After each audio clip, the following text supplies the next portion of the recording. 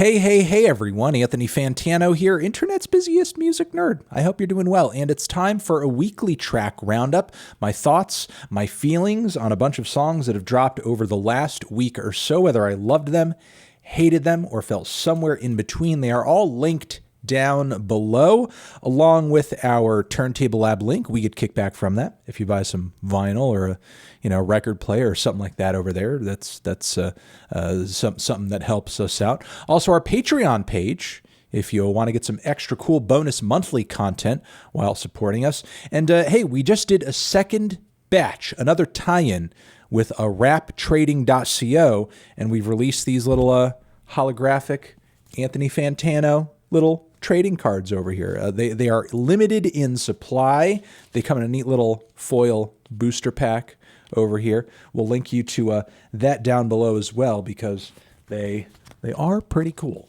And yeah, we sold out of the last batch. This new batch is different designs. So if you got the last batch, the new one has different designs as well. So yeah, cool. Link to, again, down below. Okay, let's get into the worst tracks of the week. We have a couple, we have a few. First, starting with this new one from the MGK album, which is out now. This Makeup Sex track with Blackbear on it as well. Look, I'm going to give my thoughts on this record very soon this week, I think. So I'm not going to overdo it here. Just know I'm not crazy about this track.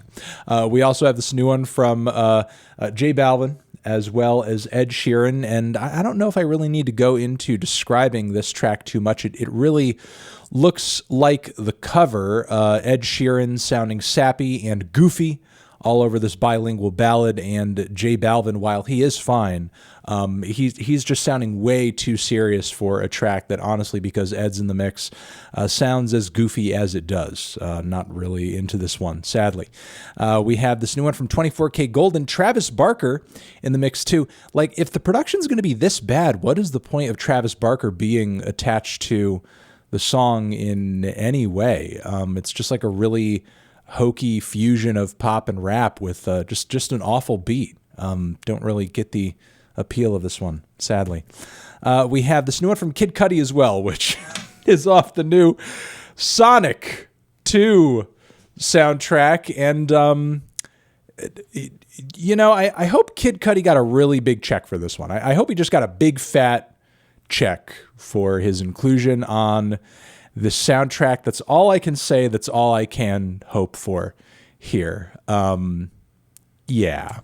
All right, moving on from there, we have the tracks that I was not crazy about, but still wanted to give a shout out to for sure. We have this new one from Soccer Mommy. Apparently, the upcoming record is produced by One O Tricks Point Never. That's pretty interesting. But Shotgun is the name of the track. It's a very somewhat dark and moody, heavy in passages as well. A little indie rock track. Give it a listen. Give it a shot. The title of it, again, is Shotgun. We have another one from the upcoming Red Hot Chili Peppers record. This one is very smooth, low-key ballad. Nothing about it that pops too hard. Not the one as the title, but again, it is a relatively smooth and likable listen. We have another one from the new Pup record, which should be out next week. Totally Fine is the name of this new one. It's enraged, it's anthemic, it's passionate, it's emotional, maybe a little long-winded in the case of this track too, but it could be something that grows on me a little bit when I hear the entire LP. Still love this cover art quite a bit. We have a new one from Nicki Minaj, Fivio Foreign, We Go Up. Man, is this like a long-winded song? I don't know why the track needs to be like about 4 minutes, especially since, like, by drill standards, it's not like there's a whole lot to dig into.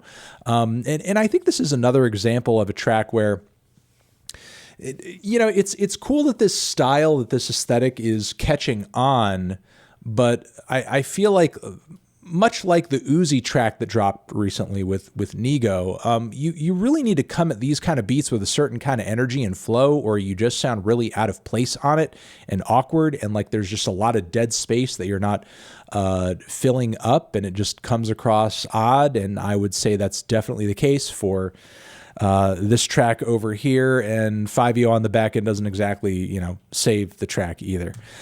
We have a new one from this new Latto record, which is out now. Childish Gambino is in the mix. Lil Wayne is in the mix.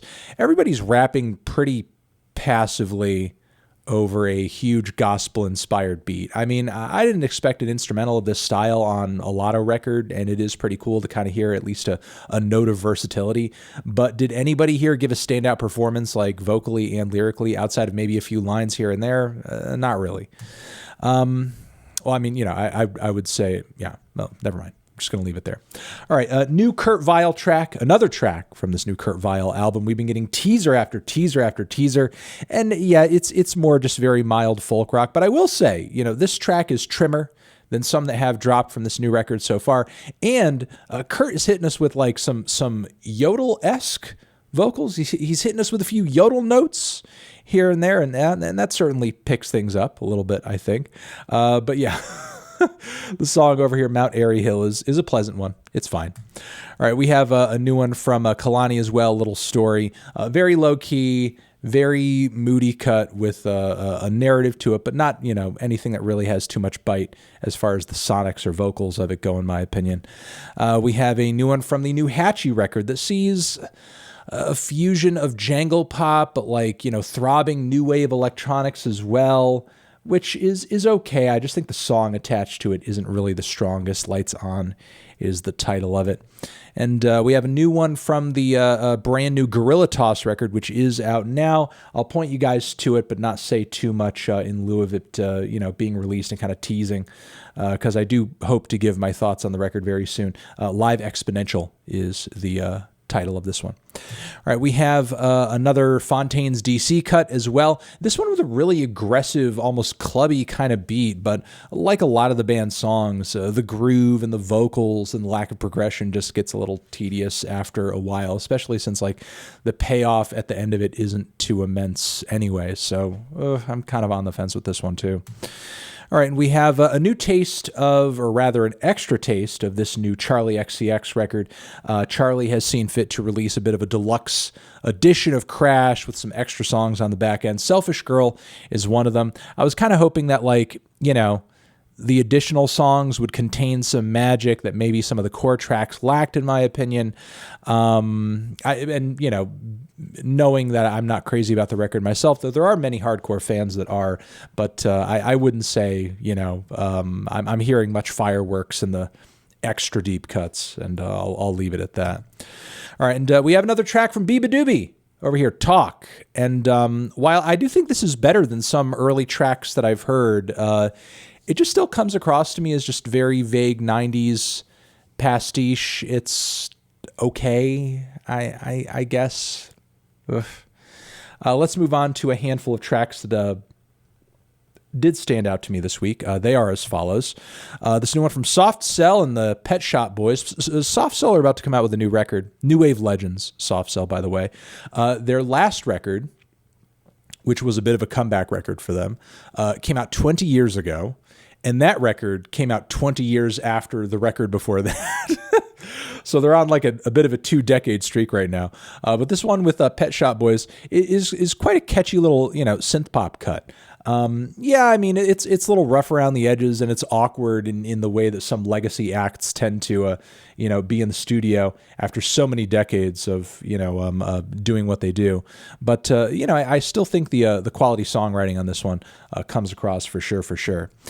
We have this track over here that I'd like to point out from Residente. This is Not America featuring Ibeyi. Man, passionate rapping on this one.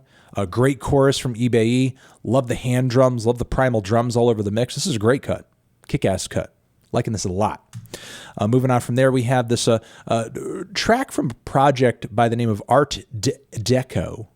Palm Slave is the title of this cut. Digging this one a lot. It's groovy. It's driving. It's got almost like a classic proto-punk feel to it, but then there's a lot of interesting electronic fusions going on in the mix, and that saxophone kicks fucking ass.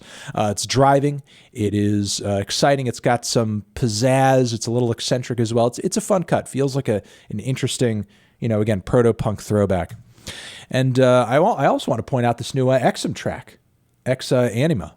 Man, this one rules. Loving the passionate, intense vocals on this one. Loving the grand instrumentation. Also loving how raw, the production, the performance feels all around. I think, EXUM's really coming into his own here. This is a good-ass cut. This is ambition defined, I think. Liking this one a lot. All right, and we have this Chance the Rapper song as well that I would love to point your way. That there has been some split opinions on, but Child of God, I really am feeling. I do think there are a few rough bars on the front end, as well as Chance's just unending vocal fry and very under-delivered vocals do leave something to be desired. But once the track warms up, once vocally he starts to become more and more animated, the song is great. The instrumentation is fantastic. Chance's flows are beautiful. The performance is incredibly compelling. And I think it's a moving track for Chance all around. And, I hope he can really start to get back into the studio more and more and, put out more cuts like this, just pull together more cuts like this and just get people to start taking him a little more seriously once again, because, I understand I wasn't crazy about the big day like many people weren't. But I still think Chance is a very talented guy. And, I think that record could have been a fluke, especially in lieu of tracks such as this one. So definitely messing with this song for sure. All right, that has been the weekly track roundup. One more reminder of the Rap Trading Co. link down below. The cards are limited in supply, so fun. Grab those. I'll see you guys in the next video. Anthony Fantano, weekly tracks forever.